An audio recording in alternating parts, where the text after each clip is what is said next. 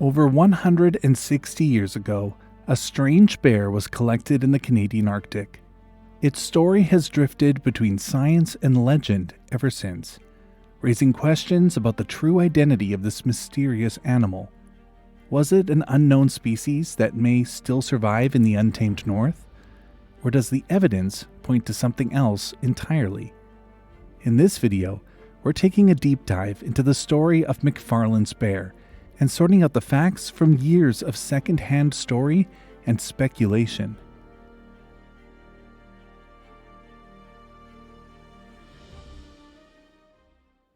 If you were to do a search online about MacFarlane's bear, you would find that there's quite a bit of variety in the way the story is told. But in general, it goes something like this. In June of 1864, a pair of Inuit men were out hunting geese and swans near Franklin Bay in the Barren-grounds of Canada's Northwest Territories, when they saw a bear in the distance. They had just finished constructing a blind out of driftwood, and they were both well armed. One had a Hudson Bay single-barreled flintlock gun, the other had a spear, and both were carrying a knife. But this bear wasn't like any other bear that they had encountered before. Not only was it huge, but it also had pale, yellowish fur. It stood as much as 11 feet tall, and possibly weighed in excess of 2,000 pounds.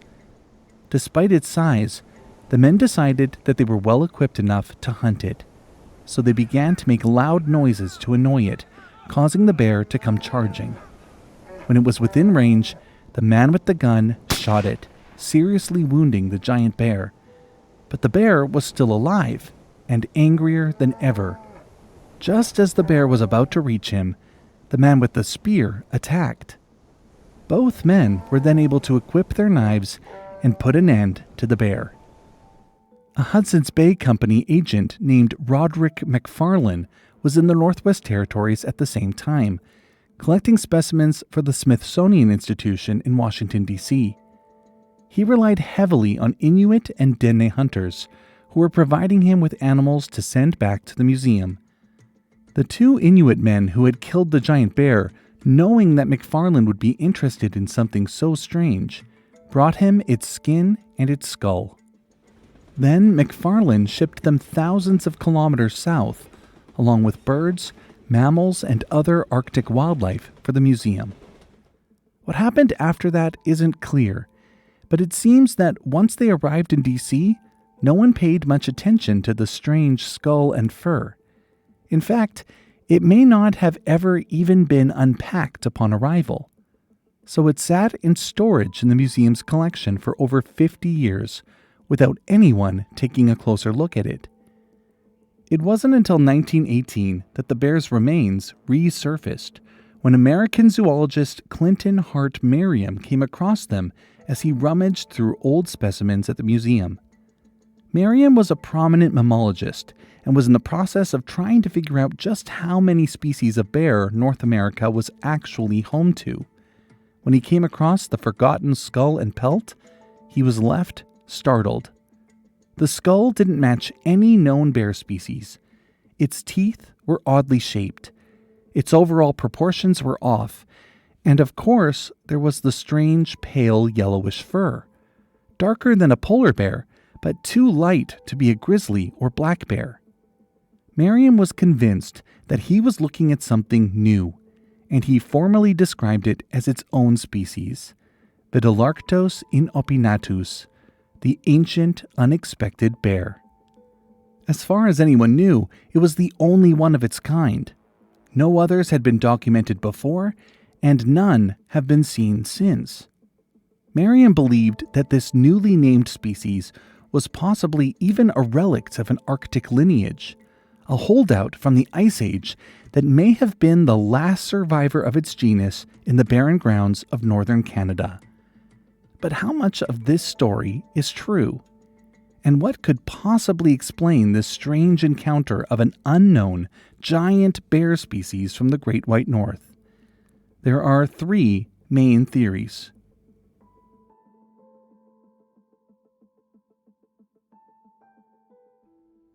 The first, and perhaps the most interesting to internet cryptozoologists, is the possibility that this was in fact a distinct, unknown species of bear. If it was, it would most likely have been part of a tiny relict population that had survived from the Pleistocene. Merriam himself was the first to make the suggestion. He noted resemblances, especially in the teeth, to the South American spectacled bear line Tremarctos and the extinct South American bears in the genus Arctotherium. However, bears in these genera aren't known to have lived in northern Canada, and many speculate that it was more likely a species from the extinct North American genus Arctodus. The lesser short-faced bear was about the same size as an average grizzly bear, but their range was primarily in the southeastern parts of North America, reaching as far south as central Mexico, so the chances that this species would be surviving in Canada's Arctic are slim to none. Meanwhile, the giant short-faced bear was larger, standing as much as 11 feet tall and weighing as much as 2,200 pounds. This is right in line with the story of MacFarlane's bear. This species also lived primarily in western North America, with a range that spread all the way up into the Arctic. While it aligns in both size and range, we know nothing about what color fur it may have had. And as far as we know, these bears went extinct about 11,000 years ago.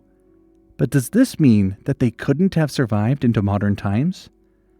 Stellar sea cow was also a Pleistocene giant. If we only based our knowledge off of fossils, we would have known that the North Pacific was once home to this giant species of sea dugong, and we possibly would have assumed that it went extinct thousands of years ago. But in 1741, a shipwrecked crew actually encountered a living relict population of these Pleistocene giants in the remote Commander Islands shortly before they went extinct. Paleontology is limited in what it can tell us about how long a species persisted for. And perhaps in the northernmost regions of North America, the giant short-faced bear survived in small numbers until the late 19th or early 20th century. But this theory does have a bit of a problem, which leads us to theory number 2.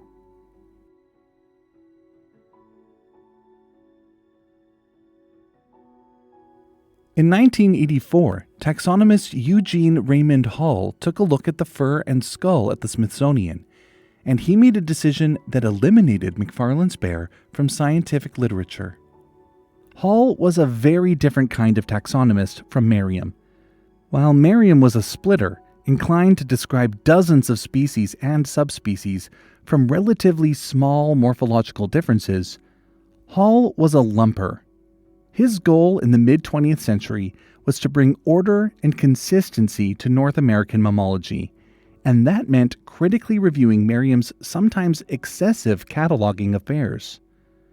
Hall judged that the unusual skull and tooth features Merriam noted in the MacFarlane specimen were not diagnostic of a separate genus or species.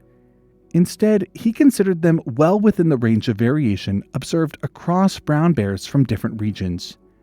Even the fur wasn't viewed as unique, because brown bears with lighter or blonde coats are known among some populations, especially further north. As a result, he folded Vetularctos inopinatus into Ursus arctos horribilis, the North American grizzly bear, and it has remained that way ever since. More recently, in 2008, the television series Monster Quest requested access to the remains of MacFarlane's bear in order to determine what it was. According to the show, the Smithsonian only gave them access to the skull, and they wouldn't let them film it. So they sent in Dr. Blaine Schubert, an expert in paleontological studies. After examining the skull for a short time, he formed the opinion that it wasn't an unknown species at all, but a grizzly bear. And not only that, he noted that the specimen was actually rather small, likely belonging to a sub-adult female, going against the claims that some have made that MacFarlane's bear was huge. It's entirely possible that MacFarlane's bear was, in fact, just a natural color morph of a grizzly bear. The Barren-ground area around Rendezvous Lake, where the bear was collected, is home to a sparse population of grizzly bears to this day. And one of the interesting features of this population is that the bears often have lighter fur than other populations, which is why they were considered their own species or subspecies at various times throughout history.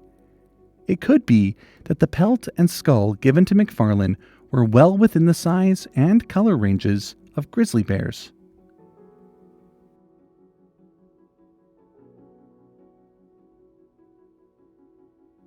The third option is the one that most internet sleuths have seemed to settle on. What if MacFarlane's bear was so distinctive in morphology and fur color because it was actually a hybrid? Both grizzlies and polar bears are known to inhabit the barren grounds of northern Canada. While the polar bears tend to stick to the coastline and the grizzlies stay further inland, it has long been hypothesized that the two species were probably capable of producing offspring together. Polar bears and brown bears are the most closely related species of bear in the world, and once they began to be kept together in captivity, it was confirmed that they were capable of producing hybrid offspring. These hybrids have tan fur, or a coat that's a mix of white and brown patches. They tend to be larger than a grizzly, but slightly smaller than a polar bear, and their skulls are also a different shape than either of their parent species. These hybrid offspring have come to be called pizzly bears, and for a long time they were only known from zoos. But in 2006, a hunter on Banks Island in Canada's Northwest Territories shot what he thought was an unusually pale grizzly. When biologists examined it, they realized that it had the traits of both species.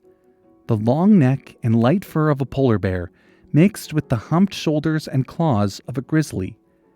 DNA testing confirmed that this was the first documented wild pizzly bear, and since then, a handful of other hybrids have been confirmed in the Canadian Arctic. So it is entirely possible that the bear encountered by the Inuit hunters in 1864 was a hybrid. But do any of these theories align with the primary sources, or are they all the result of conjecture based off repeated tellings of the same wrong information online? In order to know the truth, I needed to take a look at the primary sources.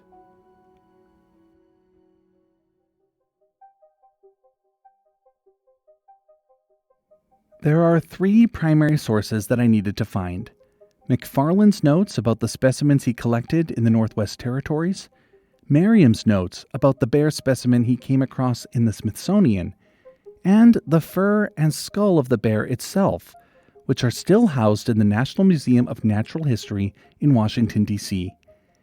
And by examining each source, I needed to answer 4 questions. Was the bear really only recorded once? Was it yellow or pale in coloration? Was it larger than other bears? And what was the morphology of its skull and teeth?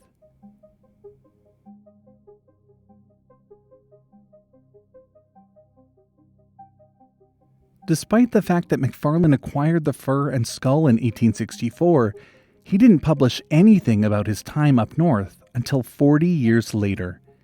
In 1905, the Smithsonian Institution published the proceedings and bulletins from various scientists who contributed to their natural history collections, and MacFarlane's writings give us some valuable clues. He covers everything from marine mammals to mice to domestic dogs, and he does in fact discuss not 3, but 4 species of bear that he encountered in North America. And this is where the internet stories begin to really fall apart.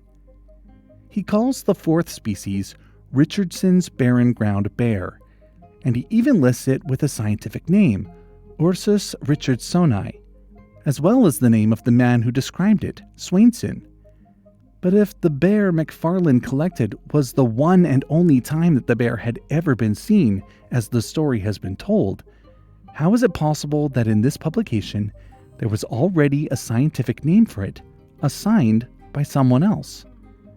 It turns out that in 1838, 26 years before the Inuit men hunted the bear in question, English naturalist William John Swainson published his work, Animals in Menageries, and in it he treated the Barren-ground bear of northern Canada as a separate species.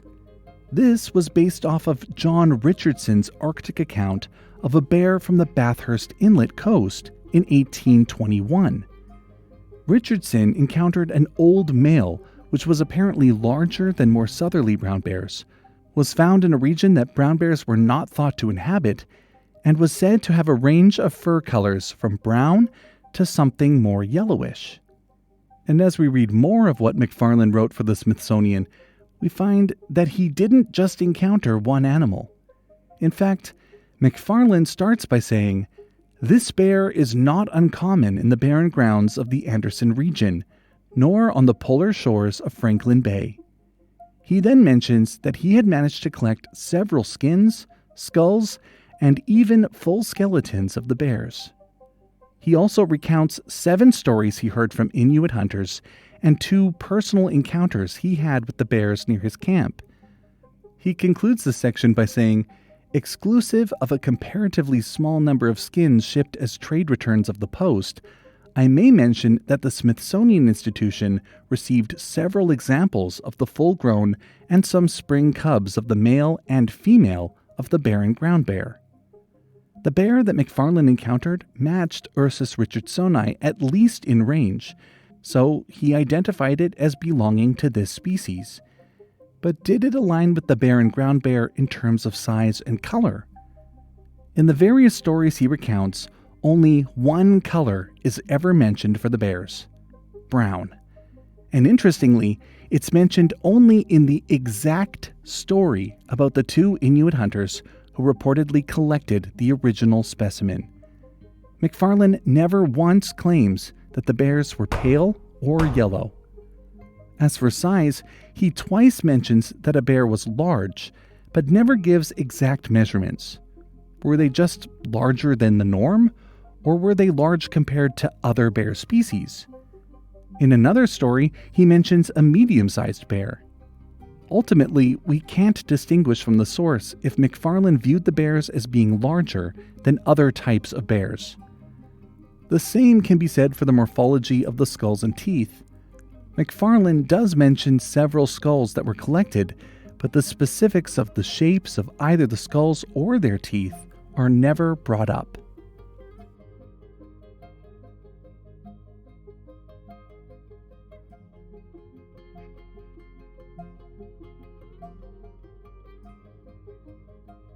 So I needed to jump forward to 1918, when Merriam encountered a skin and a skull in storage at the Smithsonian. He published his findings of a new species that same year in his work titled North American Fauna No. 41. Despite the fact that MacFarlane had clearly sent multiple specimens of bears from this region to the Smithsonian, it appears that Merriam only looked at this one, the specimen that he identifies as skull number 7149, skin number 8706. Here, for the first time, we get a detailed description about the coloration of the fur. Merriam writes, "Color. General color varying from whitish buff to pale yellowish buff, yellowest on the back of head and neck, darkening to dull reddish brown on ankles, feet, and median line of belly. The pale body color covers the entire body from between eyes to base of tail and reaches down over thighs and upper part of legs. Muzzle golden brown, becoming dull fulvous brown around eyes. Top of head from between eyes posteriorly soiled buff. Long hairs of cheeks washed with buffy. Ears pale buffy. Fur everywhere full, soft, and woolly. Basal fur of upper parts varying from grayish to grayish brown, but distal half, or more than half, pale buffy, so the animal as a whole appears to be buffy whitish." So clearly the specimen Merriam saw was lighter in color than he expected. But did that color fall within range of what we might expect from a more northerly grizzly bear? Or was it more like the buffy color of a polar grizzly bear hybrid? Without examining the skin for ourselves, it's hard to say. What's even more interesting is what Merriam had to say about its size. He clearly states that the remains he stumbled upon belonged to a young adult female. In fact, he even specifically writes that the skull is small. And when he discusses what set the bear apart for him as something unique, he doesn't mention the color or the size as playing any part. What does play a major role, however, are the teeth. He writes almost exclusively about 3 specific teeth that led him to classify this as a new species. He noticed that the inner bumps on the upper molars M1 and M2 are reduced or gone, while the inner and outer bumps on the back half of the lower M2 were reduced or gone. The outer side of the teeth also appeared unusually smooth, without the usual groove or notch that other grizzlies have. The skull was small for a bear and gently domed on top. These tiny features were all it took for Merriam to decide that this was an undiscovered species, deserving not only a full species status, but warranting the creation of an entirely new genus. And this wasn't the only bear species he named. Over the course of his work, Merriam described 86 species and subspecies of bear, all based on minute differences in morphology and range. While some of those are still recognized as subspecies today, like the Kodiak bear, almost all of them have been folded in with the North American grizzly bear. So it seems that Merriam's account aligns in some aspects with the stories told on the internet, like the color and the teeth, but the bear wasn't some giant, as many have claimed. But the last piece of the puzzle, the part I really needed, was to see the skin and skull for myself. And that was going to be a problem.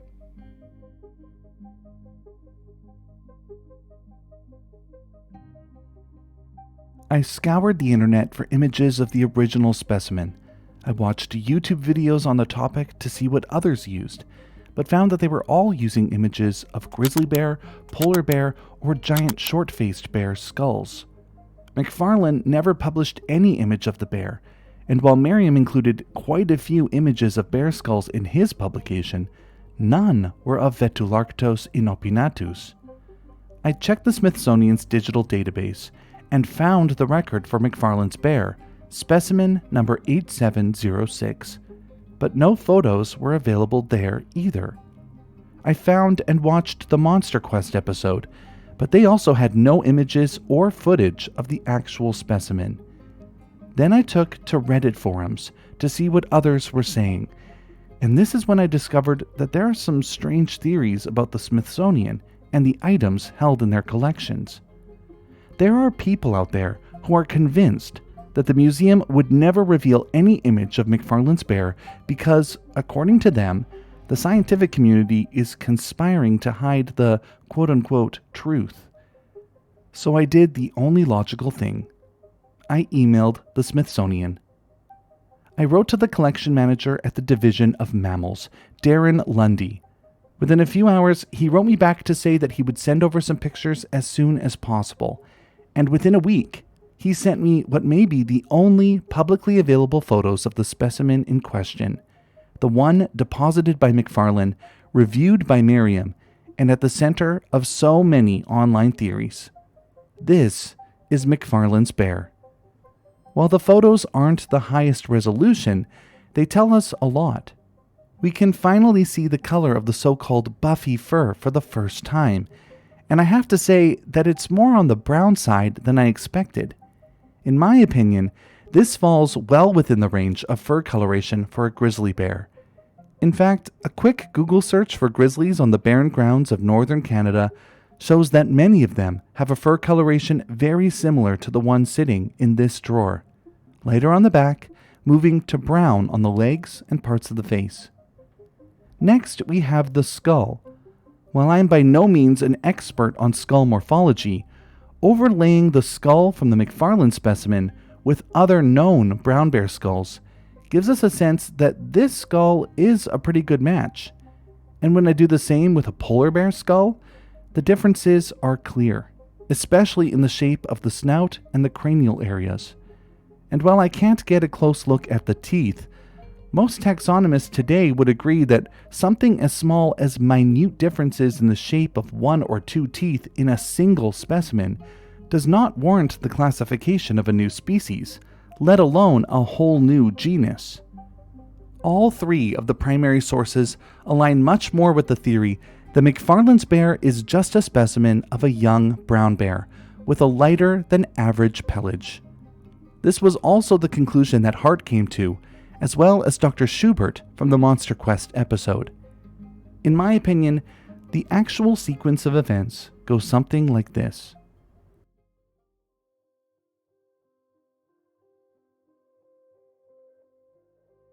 In 1821, John Richardson wrote about a light-furred bear that he saw in the Bathurst Inlet, and he called it the Barren-ground bear. Of course, the Inuit and Dene people of northern Canada had known about these bears for centuries, but this is the first written documentation of it. Then in 1838, naturalist William John Swainson described the species as Ursus richardsoni, Richardson's barren-ground bear.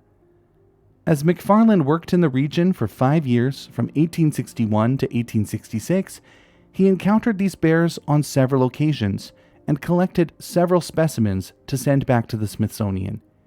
In 1905, he published his accounts, identifying them as Richardson's barren-ground bear. But when Merriam came across one of the specimens at the Smithsonian in 1918, he didn't have Richardson's, Swainson's, or MacFarlane's accounts for reference. Only a bear in a drawer, and he happened to be in a frenzy of naming new species at the moment. Finally, in 1984, Hall took a closer look and reclassified the specimen as being a normal grizzly bear. So how did it morph into these stories of a giant lost bear species?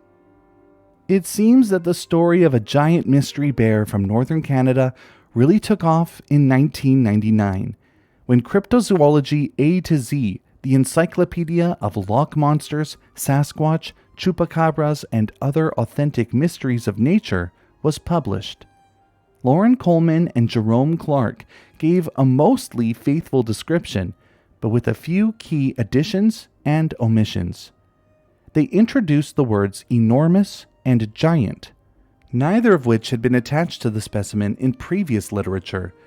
And while they did acknowledge that the bear could have been a hybrid or a freak grizzly, they did not mention that only 15 years earlier, taxonomist Eugene Raymond Hall had examined the specimen and concluded that it was a small female grizzly. Those choices framed the tale toward mystery. Readers in 1999 began to use the book's phrasing as a reference point that was hard to fact-check. The story then grew and morphed through early web summaries and later videos and forum posts, where the lack of photos of the actual specimen made dramatic claims easier to repeat than to verify.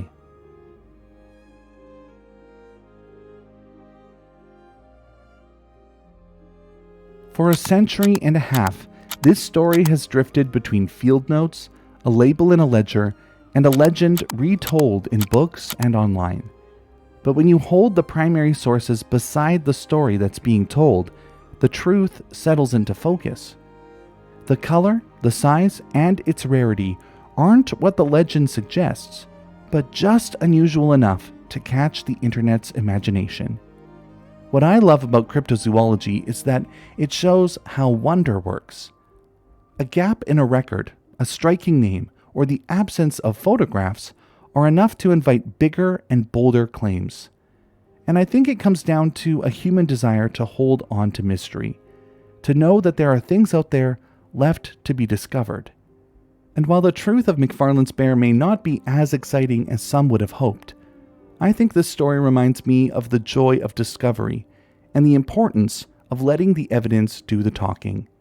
And sometimes the most satisfying ending isn't the discovery of something new, but a clearer look at the truth that's been sitting in a museum drawer this entire time.